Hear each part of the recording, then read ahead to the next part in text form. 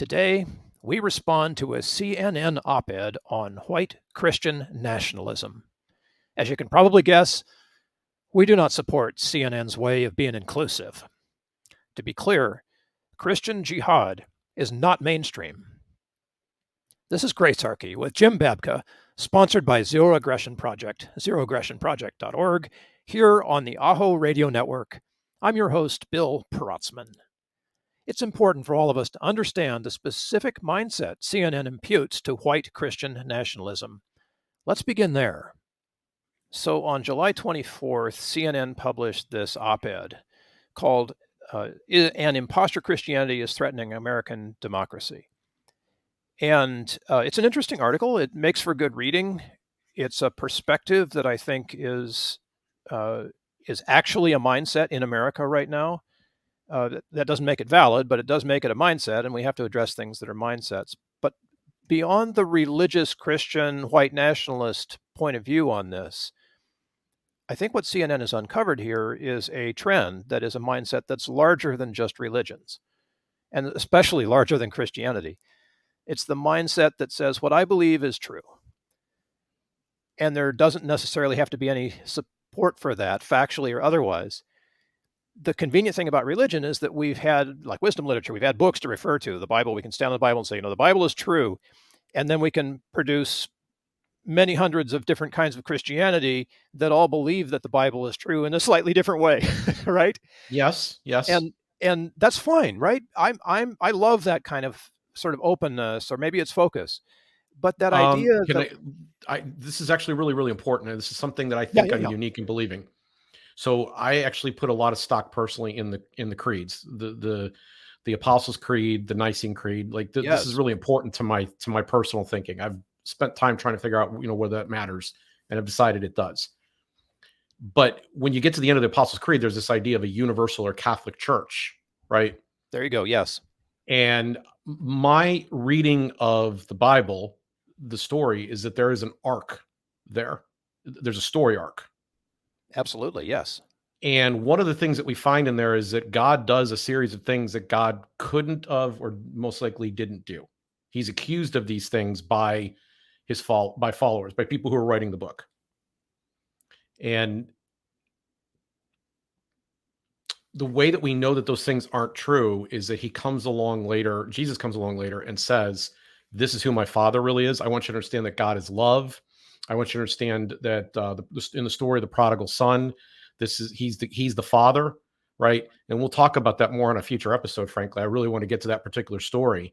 But the idea that we're shown that the way he was represented by human beings, even in the Old Testament, was a gradual unveiling, an increasing understanding that forms a story arc, and we can see it's building over time, and we're getting more and more information as the story goes on. And the job of understanding who God is and the focus of it actually improves. And this, by the way, this solves a lot of very sticky theological questions. And this approach. I like that it's improving. And I'd like to suggest that, I know it's been 2,000 years, but I'd like to suggest that we're not done yet.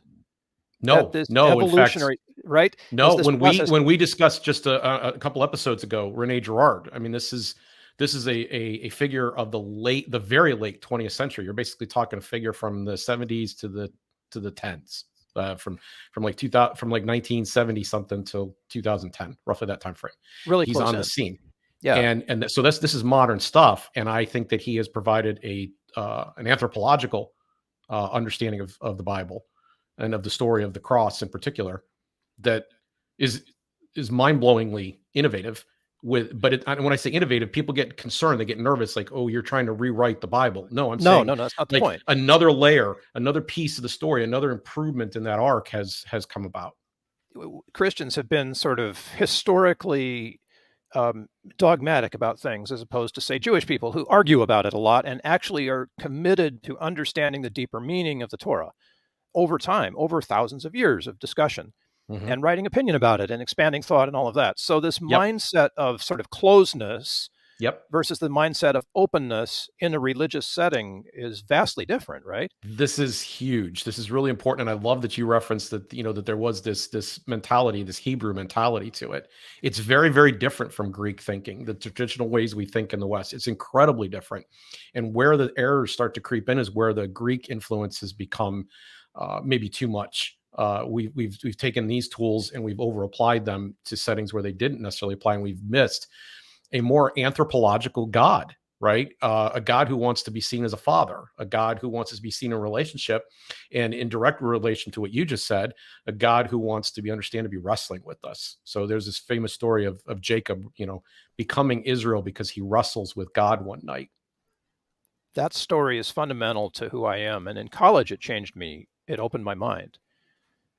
Not to be a believer in anything crazy that comes along, but it just opened my mind to this idea that the metaphorical stories are there to guide us to a spiritual truth. Mm-hmm. And we have to embrace the metaphors before we can find the spiritual truth. And that set me apart from a lot of my Christian friends who were quite literal about the Bible. No Right. judgment there. But here's the thing. So it occurs to me that this level of belief is something that we humans need for comfort. We need to feel safe. And believing in something that's important is a big way of feeling safe about that. And this is, in no sense is this an indictment, but when you look around at the beliefs that people have these days, thanks to the internet, we know a lot more about them, from conspiracy theories and flat earther and that kind of stuff to, what do they call them? They're called election deniers now.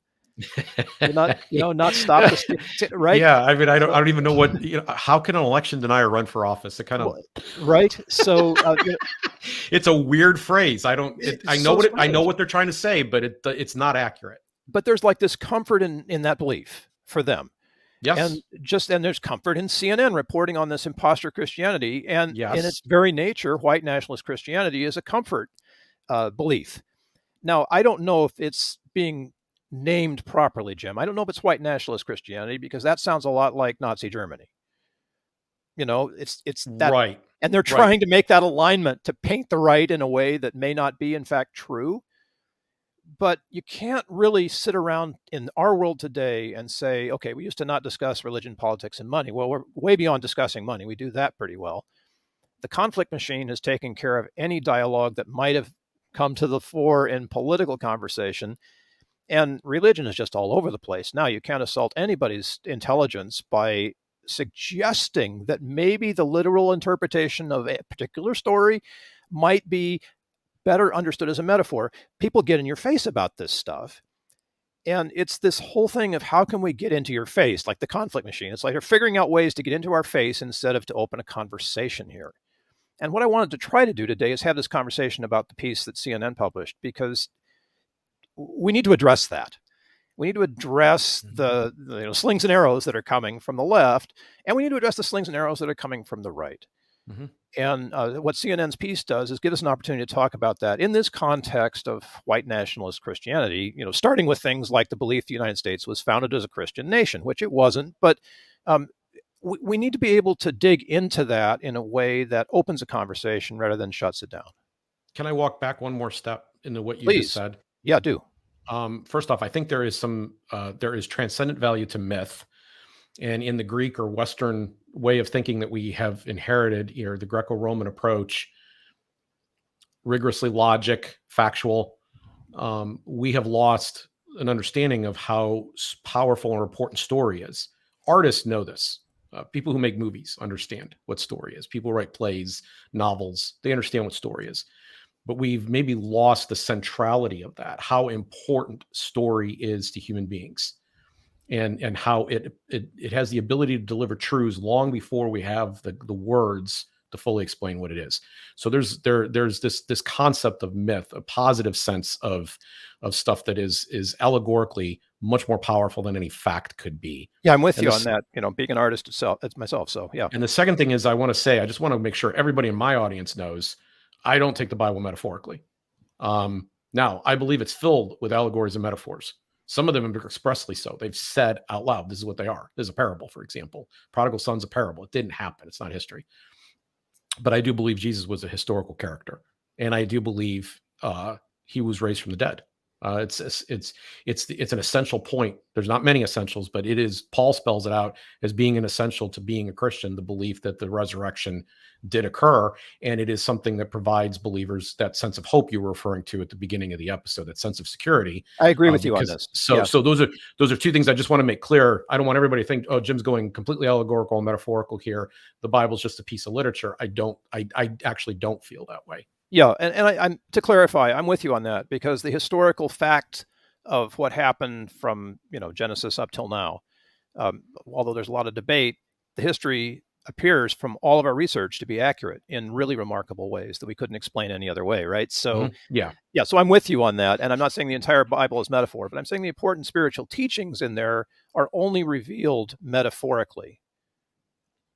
Yeah, it's almost like you can peel away layers to it. Right, yes. right, and that's a different mindset than the one that just says, "No, damn it, this is what happened. The prodigal son was real," right? And that's not a good standpoint, but it illustrates the mindset of sort of a closed versus the open that we talked about earlier. Yes. So let's move on to the belief that U.S. was founded as a Christian nation. We're going to have to get into that subject too at some point at much deeper length, but it's not accurate. First of all, it's not facially accurate. The founding fathers were a mixed bag, and they didn't agree on a whole lot. And there is a mythology that comes up around them that's very comforting. That's, again, what one of the services it provides. It gives a sense of security that they were involved in a truly divine act. And I will agree that it was a huge leap forward in human progress to come up with a Declaration of Independence and a Constitution. And I adore the Declaration of Independence. I absolutely adore. I think it's one of the greatest things that's ever been written about any place, anywhere. And on top of that, it is something to which we can continue to learn from and aspire to. And so I love the fact that we celebrate July 4th, and that we should, on that day, I think, remember this very, very ingenious, important document. I don't think we give it enough credit or due. So I love that stuff. But the men in the room that agreed in that got there as a result of arguments and compromises, and they didn't all like each other. And it wasn't exactly the same men that sat in the room with the Constitution. In fact, I would argue that the Constitution itself represented something of a coup. We didn't get the government that we were promised at the Declaration, or even after defeating the British. A radical change was introduced that gave us the government that we have now. About which, Lysander Spooner said of the Constitution that it was either powerless to prevent what happened, or it was designed to make what happened happen. So there was a group of people back then called anti-federalists that opposed that idea, and we have our Bill of Rights thanks to some of their shouting. But we did lose kind of the Articles of Confederation, that stage when government would have been more localized instead of the path that we were set on to have a giant central federal government. I'm saying all this to say that these people were different. And one of the ways in which they were different was religiously. And it goes so far, and the article itself points out that there's the Treaty of Tripoli, which says flat out, this is not a Christian nation. And we have Benjamin Franklin's attempt to get a prayer meeting set up, and it's voted down, or it's tabled, actually, and it never gets acted on. We don't really, they did not, I think they saw God in kind of a divine providence kind of way, maybe a Masonic type of way. But the evidence that these men were actually believers is scant and weak. And in some cases, we know for a fact they weren't. Thomas Paine was a critic of Christianity. George Washington refused to take communion at the church, at the Episcopal Church, the Anglican Church to which he belonged.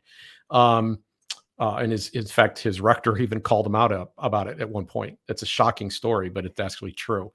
Thomas Jefferson cut out the miracles in his Bible. John Adams said flat out that there's no way the Trinity was possible. He was an early Unitarian.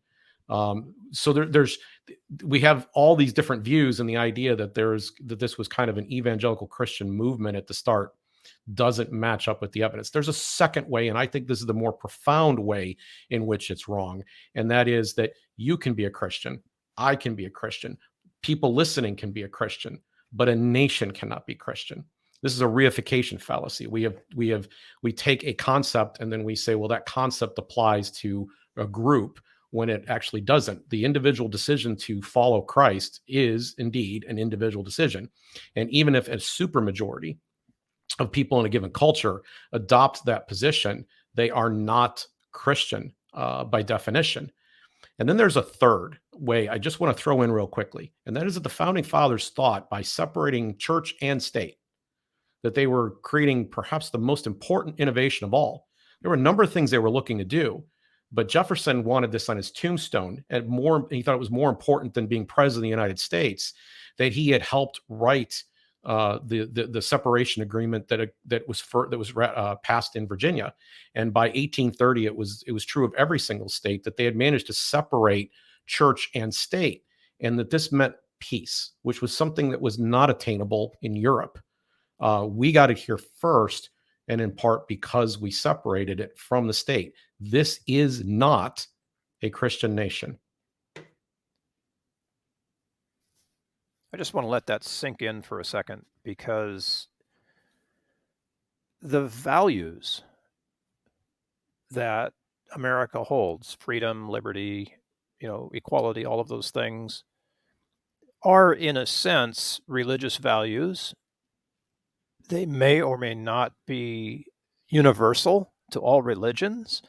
And as America has become more religiously diverse, we're having an opportunity to see whether or not that's true in other religions, some of which might scare us. So before we get too far down that path, I do want to say that fish, at least we assume, I don't know that we've ever asked a fish, don't know they're wet, right? They're swimming in the water. The water is just a fact of their existence. It is a fact of our existence that the cross happened, that an innocent man, the ultimate innocent man, was unjustly tried, convicted, sentenced to the worst possible punishment that was available at the time. The word crucifixion literally means agony. We can put these things together there. It's like the worst thing that you could have done to somebody. And it was not just physically painful. It was very, very shameful in a culture where honor was incredibly important, an honor culture. And we know that he's innocent. And the discovery of that changes and transforms everything. And we won't get into the details of this today because it's not relevant to this discussion, but I just want to throw this morsel on the plate, that one of the ways that we know that this is transformative is that people now seek the victim status, right? They want to be seen as the innocent martyr or the innocent scapegoat for their cause. Yeah, this is the preferred status in the West. There is nothing like this in cultures that do not have a Christian milieu to them. So you can say that we have kind of like a water, or that we're floating around in an environment that is itself heavily influenced by Christ, by the influence of Christian thinking. That does not translate into this is a Christian nation, therefore laws should conform to my interpretation of the Bible. So I want to make sure I make that distinction too. There's a lot of nuance to all of this here. Yes, it is. This is the kind of nuance you only get to in dialogue. You can't get to it when you're shouting at each other from your, blue or red tower. So we're doing it. We're having this conversation. So to echo, you might be a redneck. Remember that great comedy routine? Yes. So you might not be a white Christian nationalist. You might not be a white Christian nationalist if you understand that America is not founded as a Christian nation. Now, I know I'm using like negatives there to describe it. No, I get what you're trying to do there, and I agree with it. Yeah, so take heart, people, I'm not even sure I have any qualification or anything to add to it. I simply agree with that. So let's move on to this belief in a warrior Christ. So the article in CNN is trying to slam people who believe in Jesus as the temple cleansing warrior, the vision of Christ and the revelation, essentially, as the one who's going to come with a big sword and destroy everything that isn't Christ-like. And I don't know if anyone who is a Christian, who is a believer, accepts Jesus in that way or the other way. You kind of accept Jesus in all of the ways. Christ appears as the loving, the loving Son, right? And he can also be, one hell of a temple cleanser when it gets right down to it.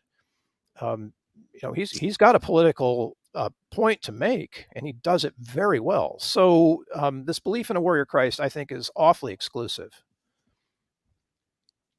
So what you're talking about is Christian jihad, right? Yeah, well said. One of the things that was interesting during the early part of this century when we were tender to what had happened after 9/11 was that people were suggesting that jihad was a uniquely Muslim concept, but it's found in the Old Testament and it's definitely made its way into Christian thinking. And where it lands here, and part of the source of it here in the United States, is in the book of Revelation. So Jesus is portrayed as bearing a sword and covered in blood. And so the assumption in that rendition is that he kicked ass, right? He defeated his enemies that way. But he's also portrayed as a lamb and in Revelation, and he allegorically is such at his own crucifixion. And the lamb is slain. It's its own blood. How do we not know that the blood that's on Christ isn't his own, that he shed for us? It's very, very interesting. If you open up the book of Revelation, the word apocalypse back at that time would have been understood or rendered as being the great revealing. The word that when we say apocalypse now, we tend to think we're saying cataclysm. Yeah, dystopia. Yes, but at the time it was the great revealing. And the actual name of the book then is the great revealing, or the apocalypse of Jesus Christ. And the story is about, it's a long allegory about what Christ has accomplished. And one of the things Christ has accomplished is he reigns, he rules. But how does he rule? Well, I'm going to suggest the way he rules is a Gracearchy. I'm going to suggest that the way he rules is that he is gently calling. He is pursuing, but not over pursuing. He doesn't violate individual human will. It's somehow or other, this to God is sacrosanct, very, very important. So this warrior God comes from this sense that he's going to make everything right and he's going to punish all of our enemies. Well, to what degree have our enemies set themselves up for their own punishment? And to what degree is that judgment a righteous judgment of love? The Spirit has been described as a consuming fire. How much more so might that fire pain people who start to realize their guilt, their shame, the harm that they've caused? And justice is served in that sense. But does he have to deliver it? Or are those causes, maybe it's impossible to be in the presence of God without feeling that heat of his love? And to me, how you read that book matters profoundly. It's super profoundly.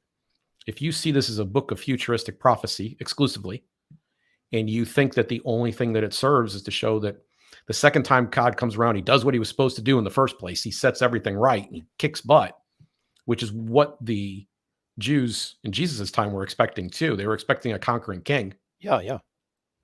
If you believe that the second time around he gets it right, I have a feeling you've missed it. And I think it sets off a whole series of errors that have affected our foreign policy, by the way, repeatedly. The war in Iraq, the way that was conducted, the way it was brought about, the beliefs of George W. Bush that he used, they were taking full advantage of a left behind type of great planet Earth type of theology, right? Where there's, Jesus is raptured out and God's judgment gets, man, he's really going to start kicking some butt now. Yeah. I feel that's so exclusive.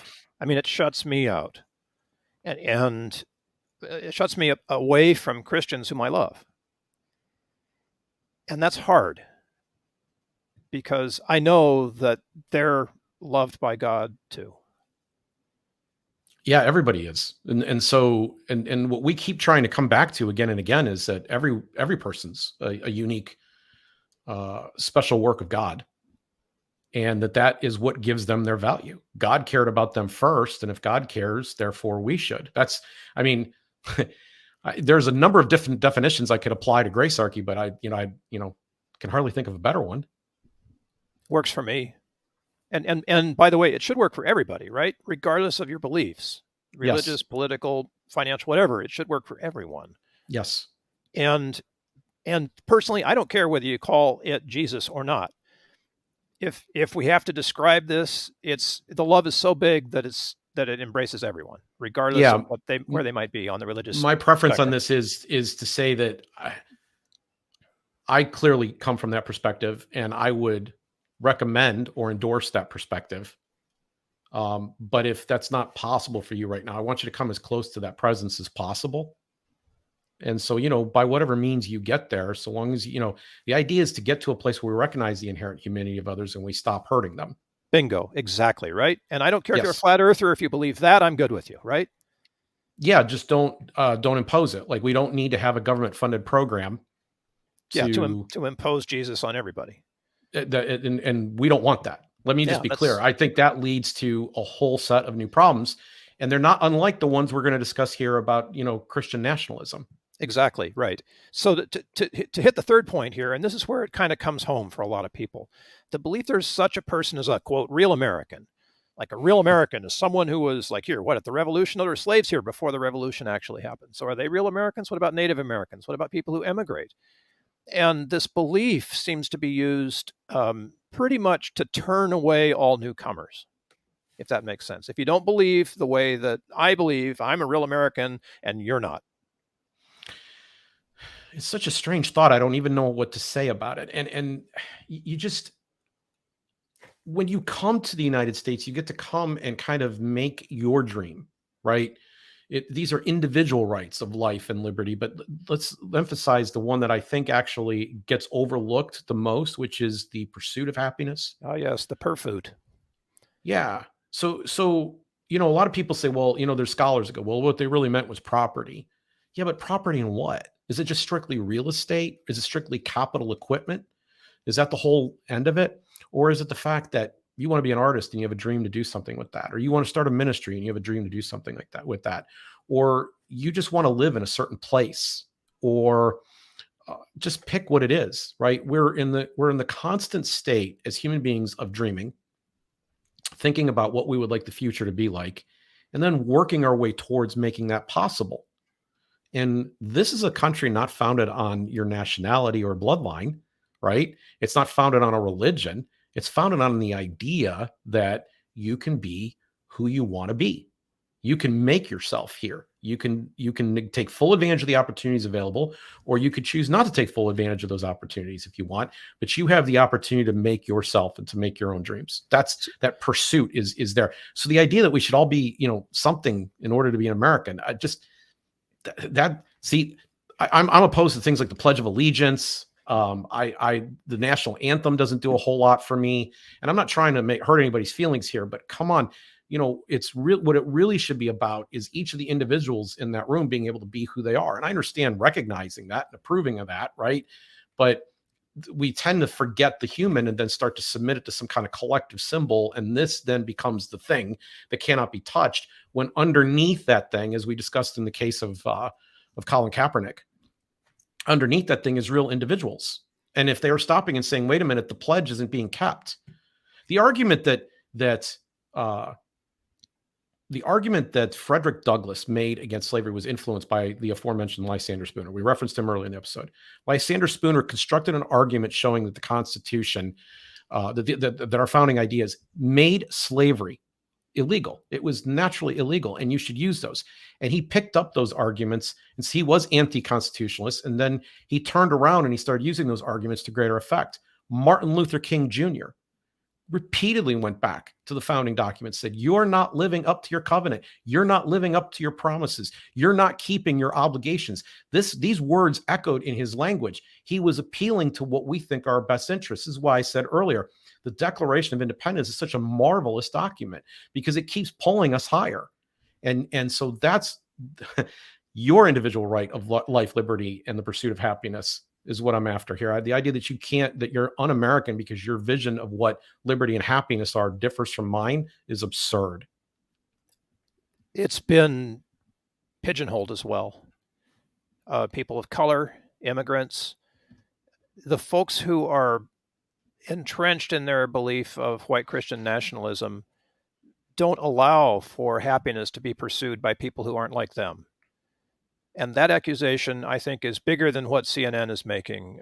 It seems to be well known. Now, it's not every white person, and it's not every nationalist, and it's not every Christian. But when you combine those three things, you get a very toxic kind of a mindset that is as fixed as a religious mindset that cannot be changed, and that is closed to anything that doesn't look like it. And then worst of all, it denies happiness to people who come to America primarily to pursue it. So how do you spot a racist bigot? I'm going to give you an acid test. Okay. This is one example. How? Bring up the subject of have a discussion with somebody about immigration, and they will suggest, I'm not against immigration. You've heard this phrase. I know you have. I'm not against immigration. I'm just against illegal immigration. Emphasis on illegal. So there's a such thing as a category of humans who are illegal humans. Since the 80s, Jim, it's been this. Oh, no. This actually goes back to the Chinese at the end of the 19th century. This is a long-standing thing that we've been doing. We didn't do it at the founding of the Republic. We didn't do it for nearly 100 years. But when the Chinese arrived, then it started. And then it was the Italians and the Irish and the Jews and eventually the Germans, right? And it eventually becomes, now it's people who live south, whose origin is south of the U.S. border. Because they're not complaining about those rampaging Canadians rolling over the northern line, right? Right. So then you say, okay, legal immigration. So if something is illegal, you can remedy it by making it legal. You can come up with a way to bring people into the country. You can open the doors. You can create a legal process. And they say, no. So they're contradicting themselves. I'm trying to think of the word that they use. They've got a specific word that they use. Amnesty. Oh, yes. They say it's, I'm not for an amnesty. Okay. So now what they've just told you is the issue actually is that we don't like their culture. We don't want those kinds of people here. That's what the issue has just become. Because if the problem was that it was illegal, what we do all the time is we make new laws. We can instantly make it legal. Exactly. And I think that exposes something about the heart of the person that is talking to you. And I'm sorry, because I know people who feel this way. I've met them. I've had conversations with them.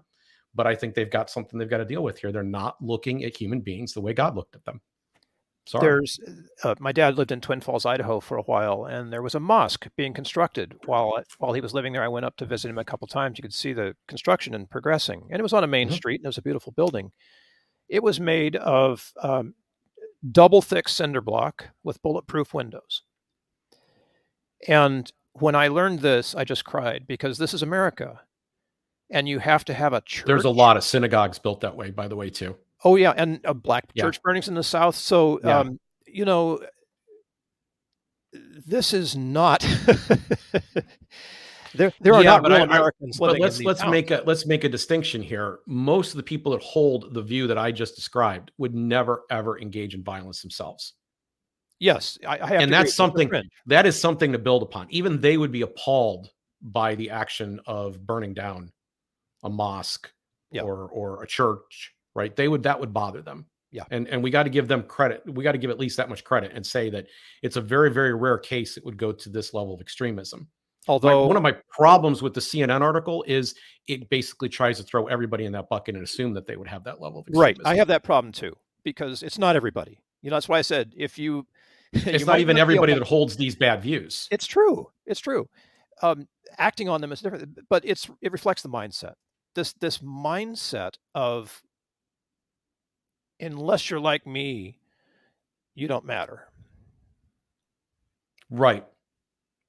And this is not exclusive to this group, but is definitely a problem here. Yep. Definitely a problem. So we're gonna go the other way on this, but CNN has identified in their focus on white Christian nationalists a larger mindset that I think is quite, I don't want to say it's okay, but it's very acceptable to find something that gives you comfort and is safety of beliefs. This is why kids who can't fit anywhere else wind up joining white racist groups, white supremacist groups, because they don't fit anywhere. And then they leave them and they do TED Talks about it. And you can hear that one if you want to. I'll put it in the show notes. But the needing to belong, Jim, you need to belong. And you can take January 6th as a great example. But what it comes back to here is, how do I belong in this world that has to change me, and at the same time not break things and hurt people? I would like to see us create an environment. I would like to see people who felt tasked or burdened as human beings, the same way that I do, that understand that our freedom actually relies not on fighting all the time for it, but actually resides in trying to find ways to accept and live next door to people who are different from us. That's what's required. Now, if you're living next door to me requires that you shoot and kill me, well, then we're going to have a problem. We can't. That's not going to work. But if it's an idea that's particularly pernicious and it stays in the realm of idea, I want to A, talk you out of it, and B, I want to introduce you to friends and others, and I want to be able to know what the mission is, for them to begin to make relationships with people where they find out, wait a minute, the stuff that I've been told about this class of people or what they do to our culture or to our community or to our children all turn out to be not true. They all turn out to be lies.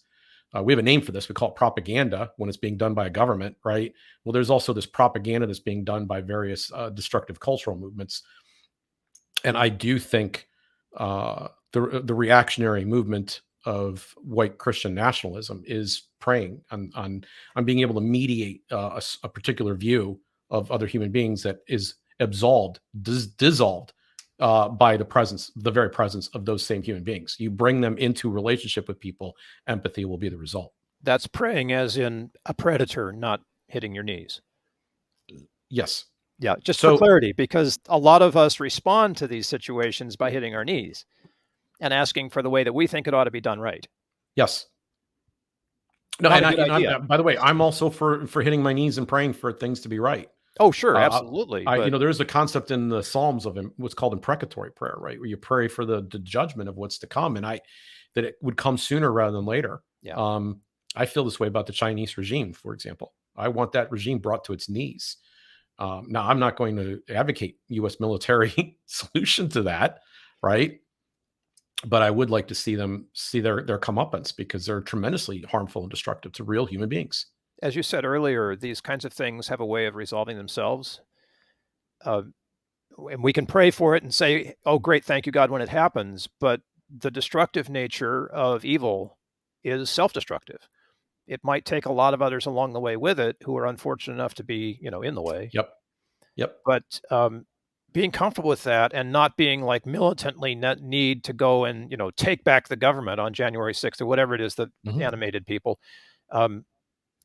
There's no nobility in that. And that's certainly not, I hate to say this, but I'll have to. That's certainly not what Jesus would do, people. The article actually was able to demonstrate that there was symbolism present that day that was of a spiritual nature, including the cross itself. Yeah, cross, Bibles, gallows. There was a gallows set up. Yeah, but the religious symbolism is kind of the part here that it catches my attention. And my kingdom is not of this world, Jesus said. My kingdom is not of this world. Now, I've devoted a life to discussing, this is my career and how I provide for my family, the impact of government policies on human beings. So I do care about these things. I care about the outcome of various things. But I think there are times when people become so short-sighted about what is or is not important.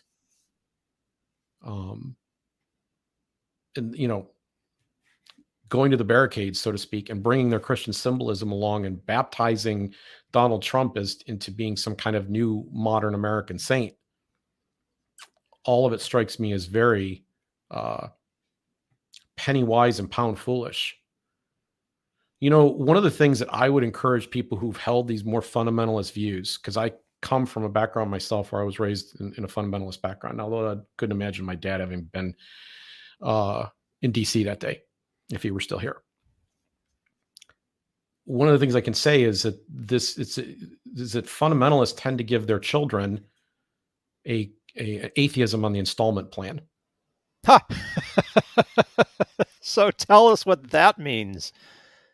It means that you come up wrong on so many things that you believe are consequential, and your method of doing it is such overkill and it's based in such bad epistemology and hermeneutics that Your kids look at you and start to recognize, especially when they get off to college, how absurd it all is.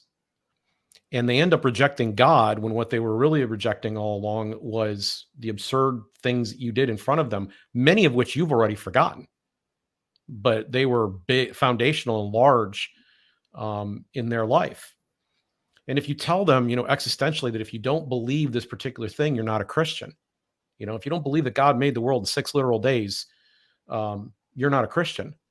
And then they come to find out that the evidence for this case is not good, and that there's better evidence out there to look at. But wait. So, devil's advocate for a second. There are whole museums in the South about this that point out how the world They're was not just in the South. They're everywhere. There's one in your neck of the woods. There's one in San Diego. Okay. No. So I'm not trying to disparage anybody's particular belief system here. What I'm trying to tell you is that your kids are watching. And while you're busy being absurd and you're standing outside with a cross outside of January 6th, and you think that the reinstallment of Donald Trump in the office is the most important thing, your children and grandchildren are watching, and they are assuming that you are wise and that you know what's right. But when they find out you're not, when they find out you're wrong, do they simply say, oh, you had a bad day? Or do they end up rejecting God? And a series of these actions end up being unraveled and undone when they get to adulthood. And now it's not just college. College used to scare a lot of fundamentalist figures, right? And we need to send our kids to a Christian college so that they don't hear this stuff. But now we've got the internet. It's impossible for them to not get their hands on this knowledge. And there's a new wave. I mean, this has been going on. This has been, George Barna has tracked this. This has been an ongoing slow motion suicide of the Western Christian church. The left side of it decided to abandon who God was and the transcendent parts, the actual deity aspects, and substituted it with a lukewarm social gospel. The right pointed out, look how your churches are emptying out. And this was true from the 60s to the 80s to the 90s. They emptied out. Well, now the same thing's happening to the conservative churches. And it's because they threw out these preposterous ideas where they failed to recognize the essential human nature of Jesus Christ and the message, the anthropological message that God had, the sociological message that was being provided to us. They've kicked that to the curb and instead substituted it with this one-dimensional literalism. And it's so weak, it's so thin that if you can break one part of it, the whole thing falls apart. And so, they're raising future atheists or skeptics or agnostics. That's what they're bringing up. And to go back to Barna, we can actually see this. To go back to Pew, we can actually see this in the results. It was pretty consistent for decades. Pew was doing this research every year or two, pretty consistent for decades, that there was more than 70% church attendance. And even in recent decades, that it was as high as 60+%. Last year, or the year before, I don't remember which, was the very first time in American history that it had fallen below, the people claiming to be Christian had fallen below 50% in this country. The level of people claiming atheism or skepticism of faith or agnosticism was at an all-time high. And I'm saying it's the people, it's your kids that you're losing in the midst of all of this. So listen, go save the country. Go do something for Donald Trump, because he was so grateful. You notice how he's sticking up for the people that have been getting convicted here. You notice how he's standing by every one of those people. I mean, right from 2 days later, he was already throwing those people under the bus because he was worried he was going to get it convicted. He was getting impeached and actually convicted for the first time in history. And he threw those people under the bus. But you go ahead, you go to the barricades and you take your cross with you to these events, and then find out where your kids are 20 years from now. Someone said to me at a middle school gathering or something one time, Bill, look around, because these are the leaders of tomorrow. And the comment wasn't lost on me. How are we teaching our future leaders? And right now we're kind of letting them learn on their own based on the rather poor examples, I think, that we're setting in the mainstream for them. I think there are really great examples, but you have to dig for them. And I do hope that the ADHD generation is not stuck with learning politics from TikTok, right? They want to dig in. They want to read. They want to read you. They want to read Zero Aggression Project. They want to read about the conflict machine. They want to read about all of the stuff that is new thought right now, perhaps new Enlightenment thought in a way. I mean, we haven't had this kind of revolutionary thought experience that's happening below the surface and what the media will tell you since, I don't know, since the European Enlightenment. It's that fundamental right now. It is. And I really It's a feel huge that. shift. Yep. Rene Girard, I mean, it's huge. And the shift is not easy, people. We're doing what we're doing because it's hard to do this. Yeah, exactly. And in fact, we have actors that are trying to help prevent it from happening as well. Sure. And where I'd like to kind of conclude on this, if we could, is to really take a hammer to CNN's piece. Let's do this because it's necessary. We got to correct this, Jim. So CNN points out a set of real problems. And we've spent all this time, over 40 minutes now, discussing those problems. And yet they paint with such an incredibly broad brush that it's almost as if they want to put a recruitment poster up for these ideas. Seriously, yeah. And I don't want to see people driven into these various camps. I want people to come out into the open, into the clearing, where they're and have the broader discussion, as opposed to feeling like there's something existential at risk. We all have to fear, and it is incumbent upon every one of us to pick a side. That's what I don't want to see happen. That's what I think is being presented here. And I want to give you the tiniest of examples from the piece. There are several telltale signs in it, but I just want to give you one in the time that we have left. And that is that they suggest, they use the term Christian as broadly as possible. And not every Christian believes these things that's being suggested. And not every Christian is even a Republican. But even of the ones that are Republican, not every one of them is an evangelical. But even of the ones who are evangelical, not every one of them would stand with this movement. And so, and it's not like it's a minority thing. This is the old phrase, the silent majority here applies. We hear the noise that CNN wants us to hear, which is this loud, aggravated minority. And they gain credibility and clout because they're willing to fight. And CNN and other conflict machine media agenda setting sources want this conflict. The conflict profits them. And it creates this fear. It raises the existential angst that we all have. And we feel like we have to pick a side. And I just think it's terrible. And one of the ways that they did this in here is they also painted with a broad brush gun owners. And I would argue that a majority of gun owners would not have gone to the Capitol that day, let alone been foolish enough to actually walk into the building with no plan. Like this is, I'm a gun owner and I wouldn't have been there that day. I don't even agree with the notion that the election was stolen. Everybody's mileage may vary on that. It's fine. It's a different debate for a different day. But my point is that this thing painted with such a broad brush because it's a conflict machine attempt to marginalize. We want to make people who hold these beliefs bad people, and these bad people have to be silenced somehow. And what the article's asking is, oh my gosh, how can we silence them? Well, that's the wrong question. Wrong question. I want to know how we can talk to them, how we can hear from them.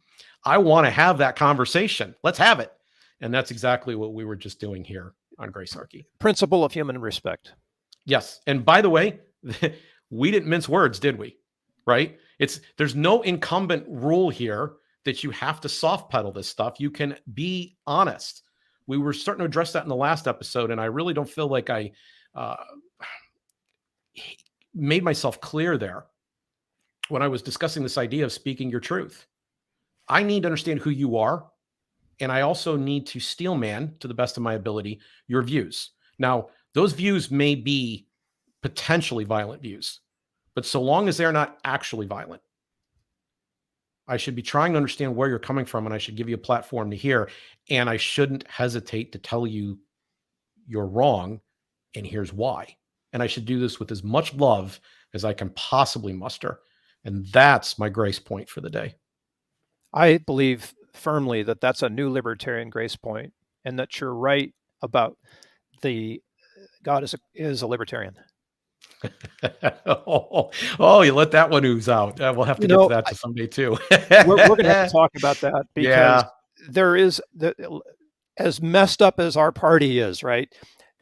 And as messed up as all the other political parties are, the Mhm. unifying factor is this love and this respect that crosses all of them. When you get down to it, the media will never tell you this, but it's there. And I see that in my family. I see that in my friends. I see that in people who feel differently and politically than I do, who are different religiously than I am.